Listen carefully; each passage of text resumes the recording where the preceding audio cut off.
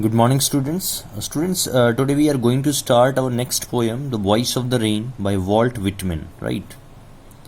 Students, as you see the title, The Voice of the Rain, कौन सा literary device use हुआ है? जैसे रेन की वॉइस तो होती नहीं है, वॉइस तो पर्सन की होती है, तो इसमें रेन को क्या कर दिया गया है? पर्सोनिफाइड कर दिया गया है। तो कौन सा लिटरेरी डिवाइस यूज हुआ? Personification, right? Means when we compare the living thing with the non living one, there we use personification, right? अब जैसे इसमें पोएम में आप आगे पढ़ेंगे the voice of the rain, तो जो पोएट है वो उससे पूछेगा हु आर यू, राइट? तो रेन आंसर देगी that I am the poem of the earth. तो कौन सा लिटरेरी डिवाइस यूज होगा? आई am the poem of the earth. कौन सा लिटरेरी डिवाइस यूज होगा? Metaphor, right? Means when we associate one thing with the another one, there we use metaphor, right? मैं आगे बताऊंगा आपको अभी जब स्टार्ट करेंगे पोएम को। So students, the poem the voice of the rain जो है, the whole poem is in a dialogue form, एक डायलॉग फॉर्म में है, and the poem is written by Walt Whitman, right?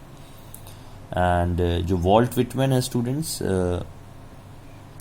ये बड़े पॉपुलर पोएट हैं America के, and is a renowned American poet, and also you can say he belongs to the 19th century, Walt Whitman, right? जो pre modern poetic era कहा जाता था उससे belong करते हैं, and he preferred to write in free flowing verse which truly reflected his spirit of liberty, right? So as far as the question of this particular poem, The Voice of the Rain is concerned, The Voice of the Rain is in a dialogue form, पूरी poem, ठीक है? Now the question is dialogue between whom? Means there is a dialogue between the poet and the rain. Rain और poet के बीच में dialogue session चलेगा, right? And जब on being asked by the poet who it is, in that question the rain discloses its identity, right? And it reveals its origin and growth. Means the rain explains its course from the sea to the sky. मतलब एक cycle है, जैसे जो rain है वो evaporation के रूप में समुद्र से उठती है, बादलों में जाती है, कंडेंसेशन, प्रेसिपिटेशन, आपने प्रोसेस जो पढ़ा है साइंस में, राइट? जो स्टेजेस 3 पढ़ी हैं आपने, उस स्टेजेस में चलती है, एंड सी से उठती है and back through the 3 stages होती है ना, जैसे समुद्र से उठी, ओशन से उठी तो एवोपरेशन हुआ, राइट? फिर कंडेंसेशन हुआ, बादलों में गई, और जब नीचे आई धरती पे तो प्रेसिपिटेशन हुआ, right? So back through the 3 stages of evaporation, condensation and precipitation, and you can say when it falls on the earth, it provides relief to the thirsty and it removes the spells of drought, राहत पहुंचाती है वो, and it settle dust all over. What is of significance is that it is similar to a song that comes from its birthplace and moves round and then comes back to a birthplace. मतलब कहने का मतलब है कि जहाँ से उसका जन्म होता है, जो ओरिजिन प्लेस है रेन का, वहीं पर वो वापस आ जाती है। मीन्स धरती से ही वो चलती है, कंडेंसेशन, प्रेसिपिटेशन होती है, वो वापस धरती पर ही आ जाती है। मीन्स समुद्र से एवोपरेशन हो रही है और बारिश होकर फिर समुद्र में गिर रही है। In that sense we see the rain comes backs to its origin place, right? So means in the whole poem, students, the voice of the rain, Walt Whitman is talking about the importance and significance of rain. Means positively he is talking about the significance of rain, right? So let's start the poem and see stanzas. So students, we divided the whole poem in 4 stanzas for the better understanding of the poem, right? See the first stanza from and who are thou से लेके 3 लाइनें हैं ऊपर की, the 3 lines, said the voice of the rain.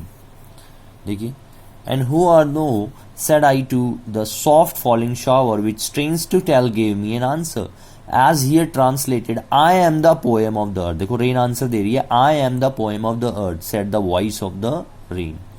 And who are thou, right?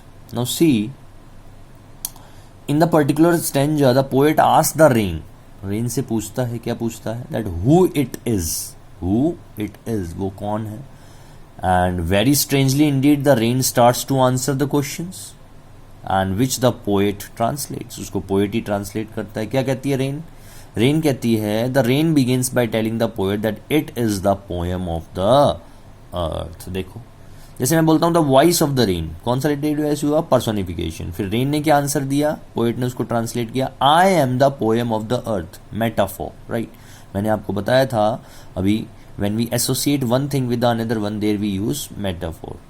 Means जैसे मैं example लेता हूँ, she is a rose, she is like a rose, she is a rose metaphor, she is like a rose similar.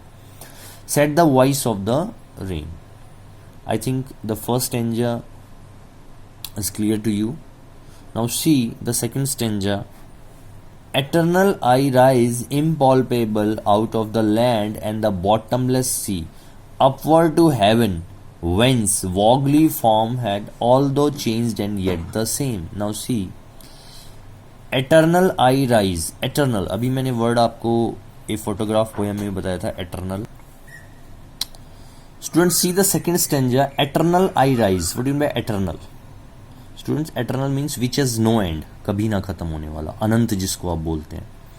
I rise impalpable out of the land and the bottomless sea. Impalpable means? Impalpable means, students, something that cannot be touched, right?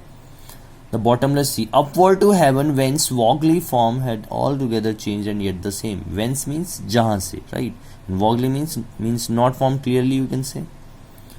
Right. So see the second stanza, means students, in this stanza the poetess said that rain is eternal and cannot be touched.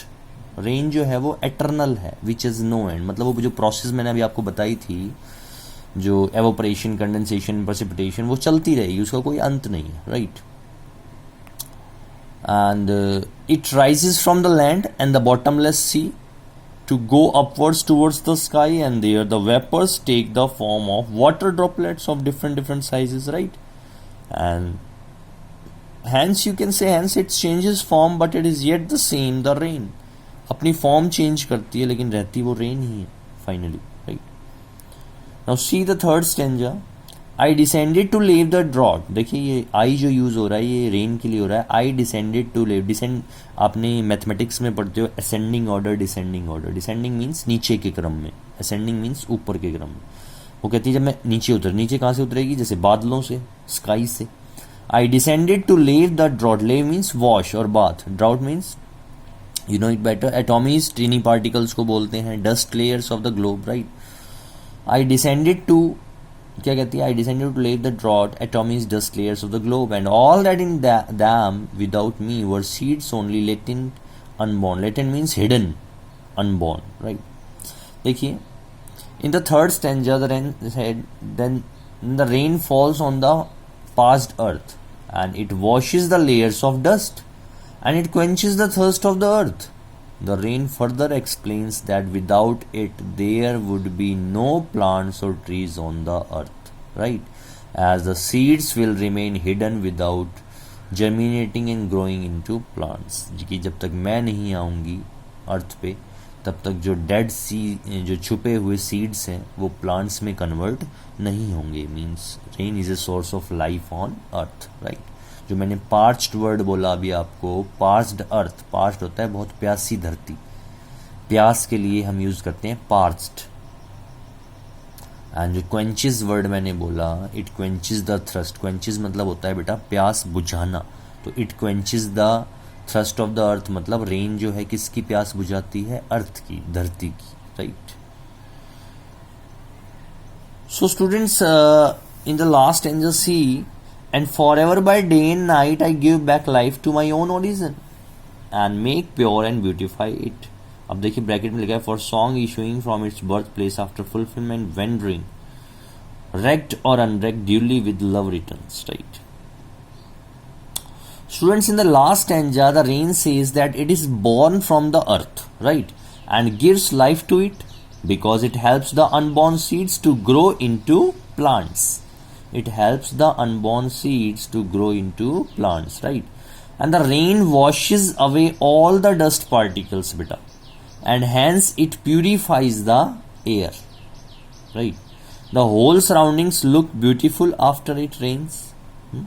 देखिए, the whole surroundings look beautiful after it rains. लिखा ना, make pure and beautify it.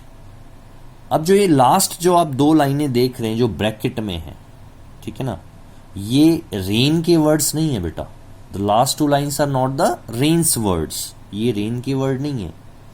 ये क्या है, क्या है ये students? ये मतलब they are a general comment है। ये किसके द्वारा है? By whom? By the poet, and hence there are in the brackets, और ये ब्रैकेट्स में है। नाउ द क्वेश्चन, इसका मीनिंग क्या है? ये ब्रैकेट्स में क्यों दे रखे हैं? पोएट क्या कहना चाह रहा है? तो इस ब्रैकेट के अंदर the poet says that the rain issues from its origin, अपने ओरिजिन से उठती है, अर्थ से उठती है, and after completing its work goes back to its origin, और अपना काम पूरा करने के बाद दोबारा अपने ओरिजिन में चली जाती है, मतलब अर्थ से उठती है और अर्थ में ही मिल जाती है। अब जो ये वर्ड है ना, रैग्ड और अनरैग्ड, बेटा रैग्ड और अनरैग्ड का मतलब है नोटिसेस इट और नॉट, नोटिसेस इट और not, duly with love returns, मतलब चाहे उसको कोई नोटिस करे या ना करे। जैसे सन है बेटा, हम उठें या ना उठें, हम सूर्य को देखें या ना देखें, सूर्य तो चाहे मीन्स वही मैं वर्ड बोल रहा हूँ, रैग्ड और अनरैग्ड मीन्स नोटिसेस इट और नॉट, चाहे कोई नोटिस करे या ना करे। सन तो अपने टाइम पे उगता है और अपने टाइम पे छिपता है, राइट, राइज होता है और सेट होता है, आपको पता है, राइट। उसी तरीके से बेटा मैं बोल रहा हूँ रैग्ड और unragged duly with love returns, means whether somebody notices it और नॉट, वो तो जो रेन है, वेदर समबडी नोटिसेस और not, issues from its origin place, and after completing its work, means after completing its cycles, goes back to its origin place whether somebody notices it or not, right? So students, in the whole poem you see that in the whole poem Walt Whitman is talking about the significance of rain, that rain is a source of life on earth.